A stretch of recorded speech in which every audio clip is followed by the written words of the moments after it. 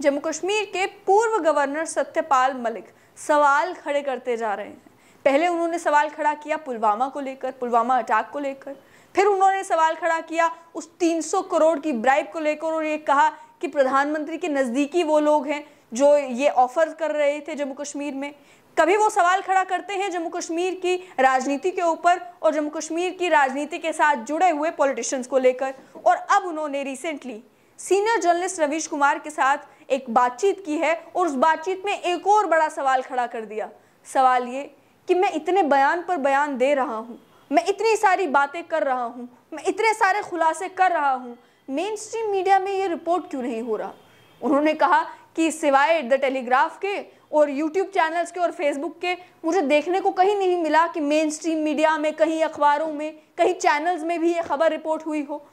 हालांकि उनसे जब ये सवाल पूछा गया कि पुलवामा अटैक जो पूरे देश की हिस्ट्री में सबसे बड़ा, सबसे हॉरेंडस, सबसे ग्रूसम अटैक था जिसमें 40 जवानों की शहादत हुई, उस अटैक को लेकर जब कोई बड़ा बयान कोई आम व्यक्ति नहीं बल्कि भारतीय जनता पार्टी से ही जुड़ा हुआ वो गवर्नर करता है, जो गवर्नर उस समय जम्मू कश्मीर का गवर्नर था जिस समय अटैक हुआ, तो आखिर इस पर रिपोर्ट क्यों नहीं हो रहा।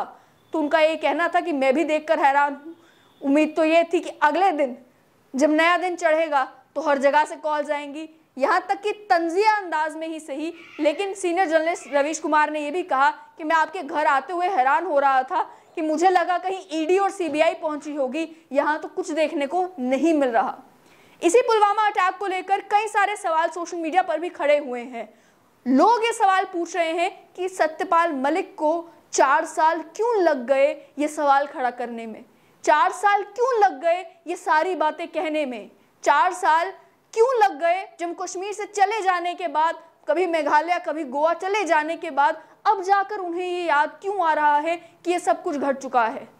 तो उस सवाल का जवाब और उसके अलावा जो सवाल वो कह रहे हैं कि मैं तो पिछले 4 साल से ही इस 300 करोड़ की ब्राइब को लेकर कह रहा था, लीगल नोटिस मुझे अब आया है, इसको लेकर भी जो सवाल हैं उनके जवाब उन्होंने रवीश कुमार की इस इंटरव्यू में दिए और उनका जवाब जरूर सुनेगा। उनका ये कहना था कि जिस समय पुलवामा का अटैक हुआ उसके 1 घंटे के अंदर अंदर ही जब मुझे कॉल्स आई तो मीडिया के साथ बात करते हुए फोन कॉल पर मैं ये बात कह चुका था कि प्रशासन की भी गलतियां थी, हमारी भी गलतियां थी, इस अटैक को प्रिवेंट किया जा सकता था। उन्होंने कहीं भी अपने दोनों इंटरव्यूज में ये नहीं कहा कि इस पुलवामा अटैक में पाकिस्तान का रोल नहीं था। उन्होंने माना कि जितना आरडीएक्स था पाकिस्तान के अलावा वो आरडीएक्स नहीं आ सकता था, लेकिन वहीं उन्होंने ये कहा कि हम क्या कर सकते थे, हमसे क्या गलतियां हुई जो नहीं होनी चाहिए थी। पहली बात उन्होंने कहा कि ये गाड़ी जो है 10-12 दिन से आसपास उसी इलाके में घूम रही थी 300 किलो आरडीएक्स लेकर। ये उन्होंने कहा कि जो लिंक रोड्स थी उस रोड पर जहां से वो कॉन्वॉय गुजरी, उन लिंक रोड्स को कोई जीप मैन क्यों नहीं कर रही थी, सिक्योरिटी मैन क्यों नहीं कर रही थी, उस एरिया को सैनिटाइज क्यों नहीं किया गया था। और सबसे बड़ा सवाल उन्होंने ये खड़ा किया जिसको लेकर ऑपोजिशन पार्टीज के लोग भी बड़ा बवाल कर रहे हैं। उन्होंने ये कहा कि सीआरपीएफ ने होम मिनिस्ट्री से एयरक्राफ्ट मांगे थे, अगर वो एयरक्राफ्ट दे दिए जाते तो ये हादसा नहीं होता। उन्होंने अपने बचाव में ये कहा कि मुझसे मांगे होते तो मैंने तो 10 मिनट में दे देना था, लेकिन उसमें मेरी कोई सहमति या मेरी कोई इन्वॉल्वमेंट नहीं थी, मामला डायरेक्ट होम मिनिस्ट्री के पास था। और उसके बाद ये भी उन्होंने कहा कि पुलवामा हादसा हो जाने के 1 घंटे के बाद मुझे प्रधानमंत्री का कॉल आया, उनको जब मैंने बताया कि ये हमारी गलती से हुआ है तो उन्होंने कहा तुम चुप रहो। ये तो मामला था पुलवामा का। दूसरा इस सवाल का जवाब जो उन्होंने दिया जिसको लेकर लोगों का ये कहना है कि अगर ये प्रधानमंत्री के करीबी लोगों का नाम ले रहे हैं बार बार, अब उन्हें लीगल नोटिस भी जा चुका है, उसके मामले में उन्होंने ये कहा कि मैं तो 4 सालों से बताए जा रहा हूं कि 300 करोड़ की ब्राइब, 300 करोड़ की ब्राइब, लेकिन अब जाकर उन्होंने नाम लिया राम माधव का, राष्ट्रीय स्वयंसेवक संघ के कार्यकारिणी सदस्य का। उसके अलावा उन्होंने नाम लिया हसीब द्राबू का, जम्मू कश्मीर के पूर्व वित्त मंत्री का, और उसके अलावा उन्होंने नाम लिया अंबानी का। तो उनसे सवाल ये पूछा गया कि आप ये 3 नाम ले रहे हैं, राम माधव ने तो लीगल नोटिस भेज दिया, क्या किसी और ने कभी आपको अप्रोच किया, कभी आपसे कोई सवाल किया कि आप मेरा नाम ले रहे हैं, कभी आपको लीगल नोटिस भेजा? तो उनका ये कहना था कि मुझे तो कोई लीगल नोटिस नहीं आया और इन्होंने भी जो लीगल नोटिस भेजा है वो अभी भेजा है। लेकिन आपको भी याद होगा कि मीडिया में काफी चर्चा हुई थी इस बात की, जब सत्यपाल मलिक बार बार ये कह रहे थे कि मुझे 300 करोड़ की ब्राइब ऑफर हुई, 300 करोड़ की ब्राइब ऑफर हुई। उन्होंने आरएसएस लीडर जरूर कहा था, लेकिन उन्होंने किसी का भी नाम नहीं लिया था। तभी ये पूछा जा रहा था कि आप ये सारी बातें रिवील तो कर रहे हैं, आप नाम क्यों नहीं बता रहे।